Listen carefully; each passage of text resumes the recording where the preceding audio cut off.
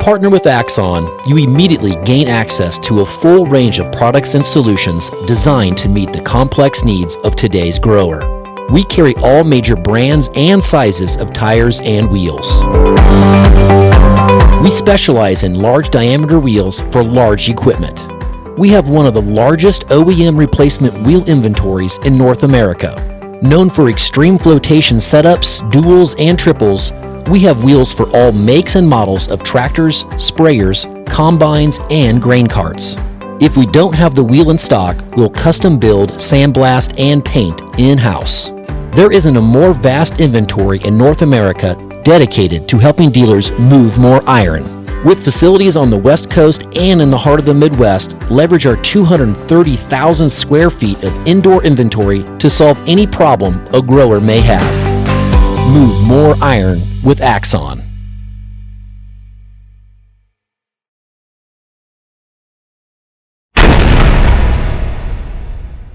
Moving iron.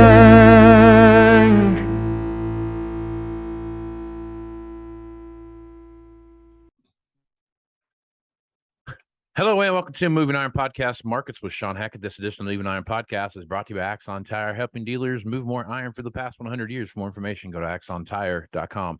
Axon Tire would like to give all the loyal listeners of the Moving Iron Podcast a couple great gifts. Get that ball cap and get that flashlight. If you want one of those, send them email to marketing@axontire.com and they will send you an Alliance flashlight and an Alliance branded ball cap. So if you want one of those, check it out.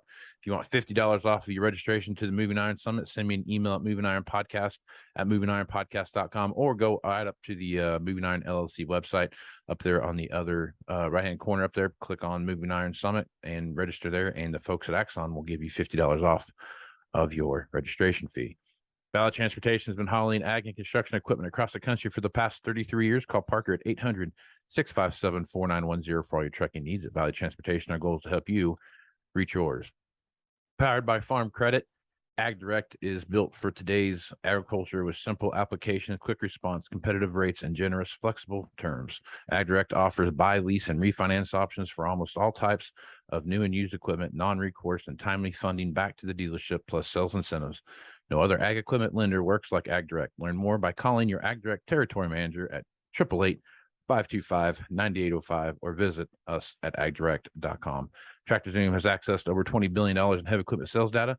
Tractor Zoom's Iron Comps is the industry's trusted solution for transparent equipment values and auctionable pricing insights. And finally, this podcast is brought to you by Anvil AppWorks. The Dealer Connect CRMI app with integrated inventory management is an affordable Salesforce-based solution for your dealership. Create connected customer experience and transform how you work today. Shawn Hackett is with Hackett Financial out of Boca Raton, Florida, and he's nice enough. I'm sure you're tough too, to talk about what's going on in the marketplace. So, Shawn, how you doing, man? And if your callers call in today, we'll also offer hand sanitizer. Hand sanitizer. It's that time of the year, baby. And then you might laugh. We need a black light, and then if you shine that on your hands and know where you need to put that purification. Then it'll all go. I'm doing great, Casey. All come together. All right, Shawn, you got your whirlwind tour. You're still on. Where you at this week? Deadwood, South Dakota. Right on the western border there, and we'll see what's going on in that part of agriculture of this country. But I've not been that way, so this will be a cool trip, and looking forward to it very much. Right on. You can go snow skiing while you're up there. There's a mountain up there you can ski on, or shred. I can watch snow skiing. Yes, I can. Yeah, it'll be good. They've gotten quite a bit of snow up there, and this whole area. They have. They're going to be. Yep. Nice winter wonderland for you there, Shawn. It's going to be a winter wonderland. I'm so excited. It'll be just like Florida, but completely different. So you're going to love it. Yeah, very, very similarly different. Yes. Right on. All right, Shawn, you put out a report here yesterday, I believe, and talking about some natural climate change models that you've seen come up, and El Nino. Talked about that a little bit in there. So let's start there and talk about El Nino. What are you seeing there, and is that transition happening like you think it's going to, Shawn? Well, we've continued to suggest that Tonga has delayed El Nino's arrival. We got the readings at the end of the year that suggested that. And now we have gotten to what we call a clearly defined La Nina. Mordecai, which is where you have warming on both sides of the central sea surface temperature of the Pacific, the west and east, and the center still cold. So if you think of the Walker cycle, cold air sinking, and then it goes this way, which means the moisture gets pumped on both sides. Right.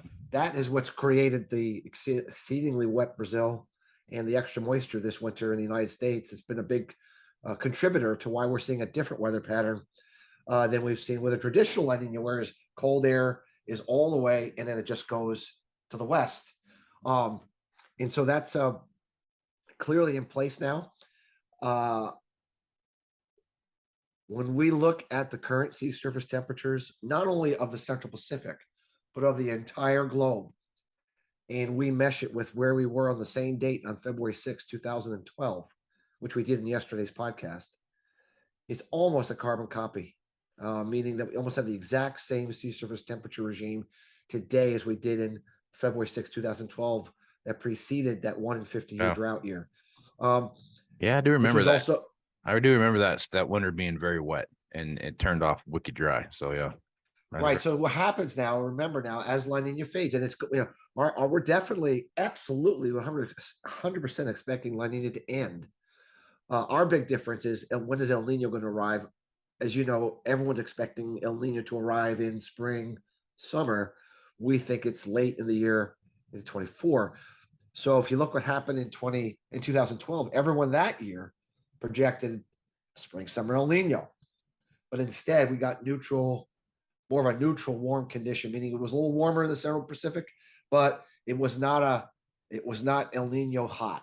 And so what you had still very hot sea surface temperatures to the east and the west, but you had kind of more neutral readings in the center, and that pretty much breaks down the Walker cycle. I mean, you don't really have a big amplified Walker cycle. What that means is the upper airflow pattern is very stagnant.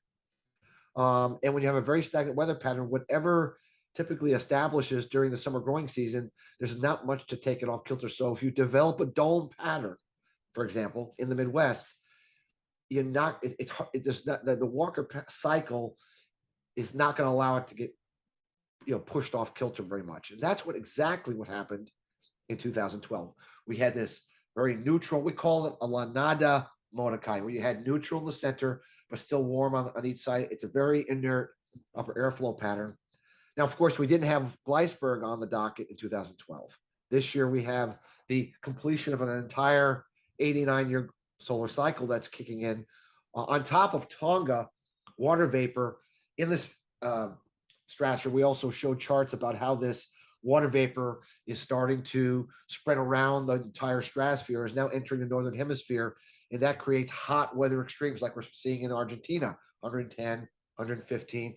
So we would expect to see, when conditions are right, some extremely hot temperatures, not only in the U.S. but elsewhere. So the setup, Casey, the setup is there for drought to re-emerge in the latter part of the spring into the summer. And so and then the one thing we really highlighted, it's a very, very key feature for drought. One of the key features for drought is to have this cold sea surface temperature ring off the coast of California.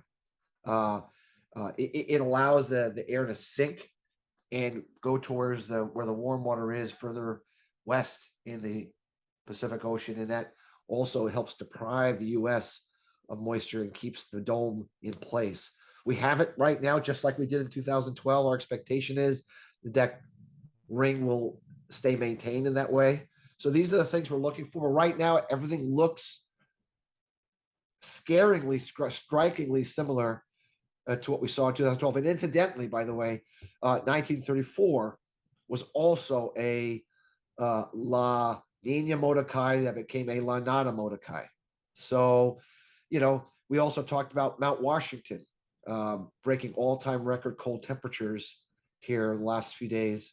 The last time, the record low occurred in the winter of 1934, just before the Gleisberg cycle drought. So, these are the kind of things we look for, Casey. Are we seeing things that are lining up to what has been good benchmark indicators for past significant drought events? And Then we also looked at South America. What did the 2012 growing season look like in South America? Argentina in drought, Brazil, all kinds of rain. We looked at 1933-34 growing cycle in South America.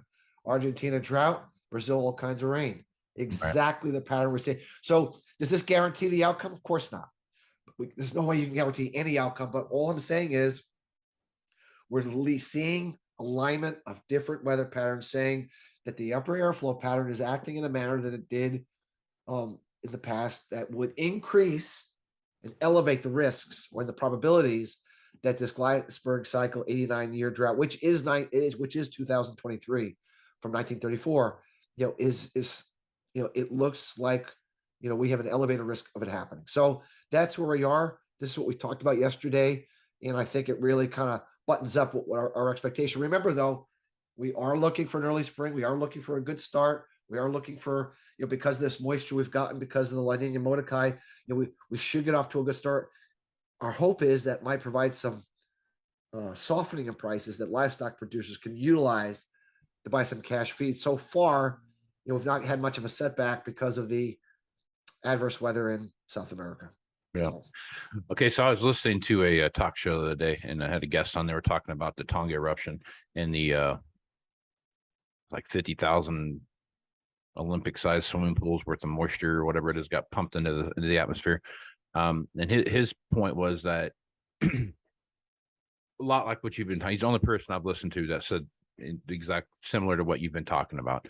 Everybody else has not even heard anyone even talk about this other than that. But his point was, with that much going into an El Nino, like we should be going into from a La Nina, and going into that time frame, that when this amount of water vapor that got pumped in the air, that we will have a hotter than normal summer, just because of the amount of moisture that's there and the greenhouse effect that has when you pump that much stuff in there.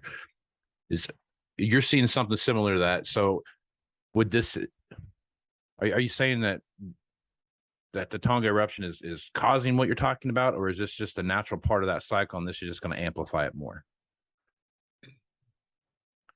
There's a difference between global temperatures and U.S. temperatures. The U.S. growing season's hot when we have La Nina. The U.S. temperature is cooler when we have El Nino. Now, it's exactly opposite for the world. The world is hot when we have El Nino, and it's cooler when we have La Nina. The U.S. is kind of opposite that, okay?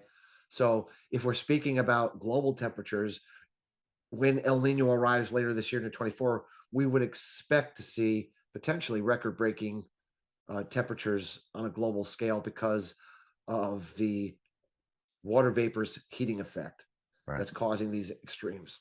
Now, in the U.S., probably not, because El Nino actually typically causes a cool, wet summer. So the summer of 24, it may not be as cool as it normally is, but it shouldn't be super hot. The super hot summer would be this winter, this growing cycle, because U.S. gets super hot with La Nina. That's the way the upper airflow pattern works. So that's why we're worried about this particular growing season for the United States specifically, because the tendency is for normally the part of the cycle to have hot temperatures, and that if you have Tonga adding an additional accelerator to that, that's when you could break record temperatures. Potentially breaking all-time record temperatures, maybe stringing a bunch of 100-degree days in a row nonstop, that sort of thing. That's what the Tonga eruption would do for the U.S. this growing cycle. It would do that for other parts of the world in 2024. But so it's a little different for the U.S. versus the rest of the world. Yeah. So then you throw the Glasberg cycle on top of that, and you have just Glasberg is normally hot and dry, obviously. So it would take what would be a normal Glasberg cycle, and it would add an extra heating kicker that wouldn't normally have been there. I mean, that we wouldn't know. So whatever the Glasberg was going to do originally, we're gonna turn up the volume on the heat because of we just happen to have had this Tonga eruption occur that no one could have. You can't predict those things other than we can predict we're going to be getting more of those large volcanic eruptions, timing exactly when they occur. And of course, we've never had a water vapor one before, but we have to now factor it into our climate model, which we do, so that we can make correct forecasts and give good price forecasting advice to our customers. Yeah, and I was thinking about that last night. I was looking through this stuff and kind of getting prepared for today, and the amount of like all the things coming together here to make this perfect kind of storm. All the ingredients that are there are. You can't make this stuff up. You really can't make this stuff up. It's so if you just think this through, and I hate to think this through, but you have to think this through. It's my job to think it through. You say, okay, wait a minute. So let's say that all these signposts, and we start to develop this crazy domed hot iceberg drought pattern, and just as China is totally getting ready to just rock and roll post COVID chaos, and they reopen, and I don't know, Casey, just it's just be a heck of a situation, to say the least. It's just, you're talking about the prices of everything just being it. Well, they're going to come in. They're going to want beef. They're going to want pork. They're going to want corn. They're going to want soybeans. They're going to want everything. The U.S. comes up short. Wow. It's just at a time when there's no ending stocks or not much. Right. Yeah. It's just going to amplify the situation. Yeah. It's just a tough situation. It's just a tough situation. So it's going to be a tough. So we'll see. But right now, we don't see anything to back away from our forecast that we made at the very beginning of our year ahead forecast. Everything so far, and what we were trying to communicate yesterday was, we're still don't see anything to back away from, what we've been saying. And what we continue to say in our conferences and where we speak, we continue to talk about all of these different variables and cycles, and make sure that the producers and the end users are aware of this risk so they can act accordingly to mitigate it should it occur. Right. So, okay. All right. So we had a pretty massive earthquake over on the Turkish-Syrian border. I think it was 7.8, had a couple 7.5 aftershocks, and there was one, I think, overnight that was a 5.9 or something like that. So pretty massive amount of power being released there, and you see a lot of stuff moving there. Shawn, do you predict that having any kind of big issue in that region as far as disruption of logistics for that part of the world? Well, remember, large volcanic eruptions go along with large earthquakes. Right. It's it's the tectonic destabilization of the galactic cosmic rays that we've talked about to say, destabilize the magnetic field strength of the Earth. So we're going to see. So, but I hate to say this, but oftentimes big volcanic eruptions precede large volcanic eruptions.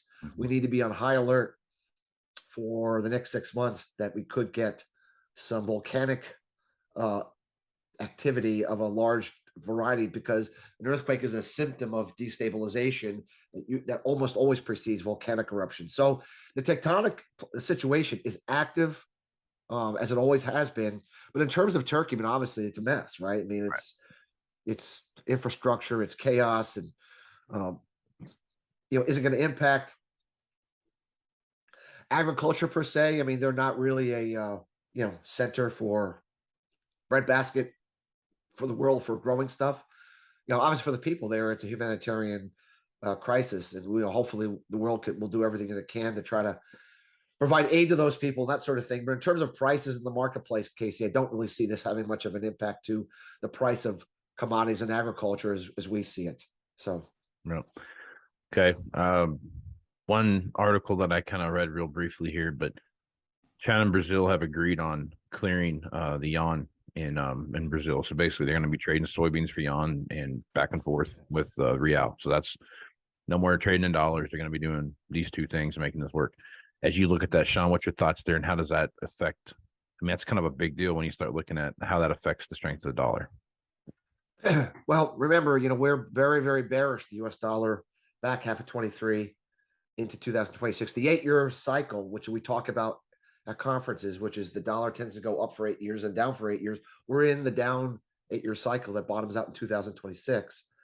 We also talked about the better cycle in our meetings, where we talk about this farmer, Mr. Benner, who put together this cycle of years. And there's a dollar devaluation cycle that has picked every major U.S. dollar devaluation cycle for the last 150 years. The next year up for a major dollar devaluation is 2023, on top of the 8-year cycle. So I have no idea, Casey, why it works. I just know it's been working for almost 200 years. So it wouldn't surprise me that some of the things you just mentioned about clearing trades in other currencies, maybe the beginning of a major shift away from US dollar dominant trade settlements to something more broad. And that transition probably could end up being a little chaotic and cause some kind of a major US dollar devaluation. So for example, in the 1970s, when we took dollar off the gold standard, we had a massive devaluation of the dollar. 2005, the Chinese ended the peg with the US dollar and the Chinese currency took off. 1930s, US dollar, the government of the US devalued the dollar against gold by 35%. So something big is it looks like it's on the docket to happen here in 23. And I think some of the things we're starting to hear is chipping away at the foundation of the US dollar reserve currency status. And it wouldn't surprise me if we saw something, an event or some kind of a reaction. Because remember, currencies are all about confidence, Casey. It's all about confidence. What is a currency worth? Well, it's worth how confident you are about the country that's issuing it, right? It's not an asset like gold or like copper or corn. It's this ethereal thing. So if the world starts losing confidence in the dollar, all of a sudden, you get a significant devaluation event.